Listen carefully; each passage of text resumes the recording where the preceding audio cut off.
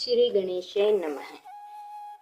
प्रिय माताओं और बहनों, स्वागत आपका हमारी चैनल भक्ति की बात में। आज हम आपके लिए लेकर आए हैं गंगा अवतरण की कथा।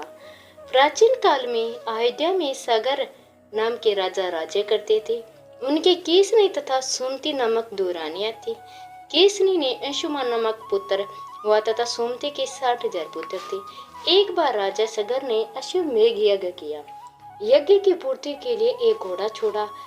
इंद्र यज्ञ को भंग करने हेतु घोड़े को चुराकर कपिल मुनि के आश्रम में बांध आए। राजा ने यज्ञ के घोड़े को खोजने के लिए अपने 60,000 पुत्रों को भेजा। घोड़े को खोजते खोजते वे कपिल मुनि के आश्रम में पहुंचे तो उन्होंने यज्ञ के घोड़े को बांध पाया। उस समय कपिल मुनि तपस्या कर रहे थे। राजा के पुत्रों ने कपिल मुनि को चोर चोर कहकर पुकारना शुरू कर दिया।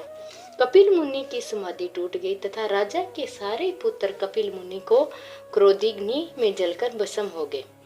अंशुमान पिता की आज्ञा पाकर अपने भाइयों को खोजता हुआ जब मुनि के आश्रम में पहुंचा तो महात्मा में गरुड़ ने उनके भाइयों के भस्म होने का सारा वृत्तांत कह सुनाया।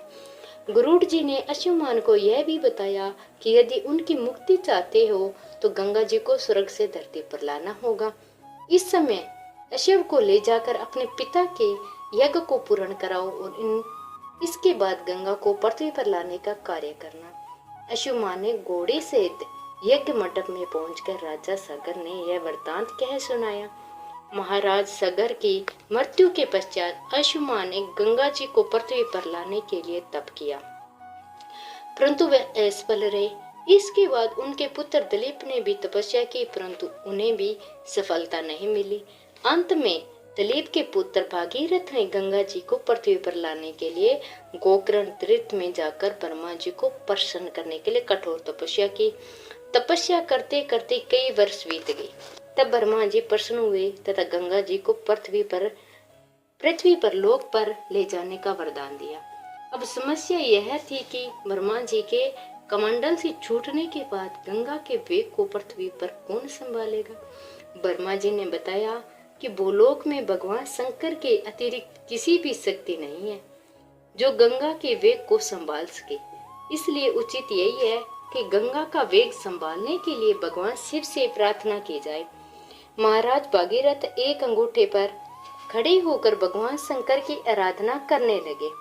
उनकी कठोर तपस्या को प्रसन्न होकर शिव जी गंगा को अपनी जटाओं में संभालने के लिए तैयार हो गए।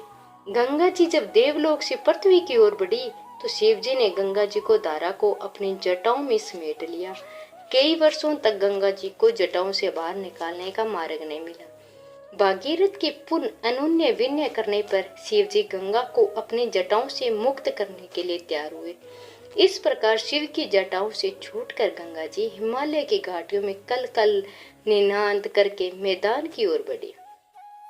जिस रास्ते से गंगा जी जा रही थी उसी मार्ग में ऋषि जहनु का आश्रम था। तपस्या में विघ्न समझकर वे गंगा जी को पी गए। भागीरथ के प्रार्थना कर पर उन्होंने पुण्य झांग से निकाल दिया। तभी तो गंगा जी जहनु पुत्री या जानवी कहलाई। इस प्रकार अनेक सतलों को पार करती हुई जानवी ने कपिल मुनि के आश्रम में पहुंचकर सागर के 60,000 पुत्रों को भस्म अवशेषों को तार कर मुक्त किया। उसी समय ब्रह्मा जी ने प्रकट होकर भागीरथ के कठिन तप तथा सागर के 60,000 पुत्रों के अमर होने का वर दिया तथा घोषित किया कि तुम्हारे नाम पर गंगा जी का नाम भागीरथी होगा। अब तक तुम जाकर अयोध्या का राज संभालो। ऐसा कर ब्रह्मा जी अंतर्ध्यान हो गए। आप लोग वीडियो पर नए हो तो चैनल को सब्सक्राइब करना और वीडियो को लाइक और शेयर जरूर करना और कमेंट बॉक्स में हर हर महादेव लिखना।